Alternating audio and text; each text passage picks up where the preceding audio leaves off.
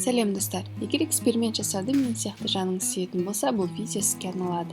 Бүгін үй жағдайында рахат-лукум жасауды көрсетемін, және де ешкімнің ойына келмейтін ингредиент қосамын. Менің YouTube каналыма және де Instagram парақшама жазылуды ұмытпаңыз. Күнделікті әртүрлі ерекше рецепттермен бөлісетін боламын. Ең алдымен ыстық қайнаған суға тест чайының 3-4 пирамидкасын салып 10-15 минутқа қойып қоямын. Асты қызып тұрған табаға жаңғақтарымды салып, беттері қызарғанша қуырып аламын. Қатты қызып тұрған отқа шұңғылдау ыдысымды қойып, салқын немесе бөлме температурасындағы суды, қант, лимон шырыны және де крахмалды салып, біркелкі масса болғанша араластырып отырамын. Масса кішкене ысы бастағанда жаңа демделіп дайын тұрған шайды құямын. Бұл жерде ең маңызды мәселе оттан алыс кетпеуіңізге кеңес беремін. Енді массамызды тоқтамай араластырып отыру керек. Егер араластырмай қалсаңыз, түбінде крахмал қоюланып, қатып күйіп кетеді. Масса қоймалжың болып түсі өзгерген кезде отты ең төменгісіне қойып, тағы да мүлтіксіз араластырып отырып, 30-40 минуттай қайнатамын.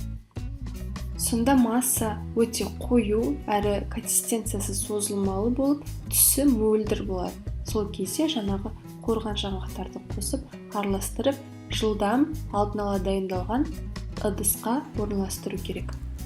Мен шыны ыдыстың табанын кішкене сулап жіберіп, сонда орналастырдым, немесе пищевая пленка төсеп, басқа да кез келген ыдысқа орналастыра беруге болады.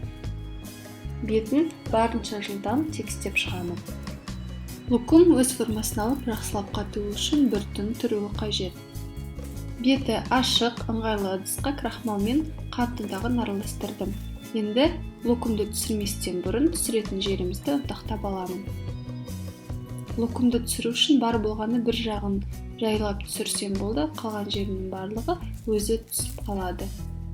Жандарын жақсылап ұнтақтап, өткір пышақпен бөліктерге бөле бастаймын. Міндетті түрде пышақты әр кескеннен кейін салфеткамен сүртіп отыруға кеңес берем. Сонда бөліктер таза әрі түзу болып бөлінеді.